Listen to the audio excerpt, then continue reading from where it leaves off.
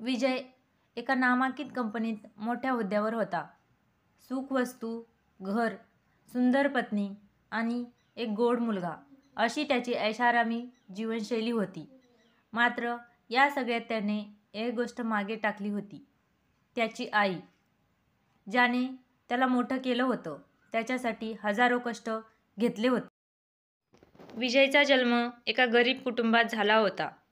त्याचे वडील लहानपणीच गेले आणि त्याच्या आईने घरी घरी धुंडी-भांडी करून त्याला शिकवले. ती स्वतः उपाशी राहायची, पण त्याला कधीही उपाशी ठेवायची नाही. तिच्या त्यागामुळेच विजय मोठा झाला, शिकला आणि चांगल्या हुद्द्यावर पोहोचला. जसा जसा तो यशस्वी झाला तसं तसं त्याला आपल्या आईच्या अस्तित्वाची लाज वाटू लागली. त्याने तिला गावीच राहायला सांगितलं. एकदा ती शहरात त्याच्या घरी आली तर विजयला तिच्या फाटलेल्या साड्या, सुरकुतलेले हात पाहून लाज वाटली. त्याने तिला चटकन ओळखलंच नाही आणि तिला घरी घेऊन जाण्यास टाळलं. आईच्या डोळ्यात पाणी आलं, पण ती काही बोलली नाही. काही महिन्यांनी अचानक विजयला फोन आला. आई आता जगात नव्हती. तिच्या शेवटच्या इच्छेप्रमाणे तो गावी गेला. तिथे त्याला एक लिफाफा मिळाला.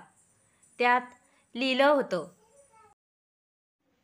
बाळा, मला तुझ्या मोठ्या घरात जागा नव्हती, पण तू माझ्या हृदयात कायम होतास. तुझ्या लहानपणी तू झोपेत ढसाढसा रडायचास आणि मी तुला कवेत घेऊन झोपायचे. आता मला माहीत नाही तू कुणाच्या कुशीत शांत झोपतोस की नाही.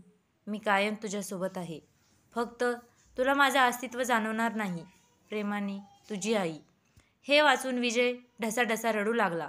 तो स्वतःला कधीच माफ करू शकला नाही.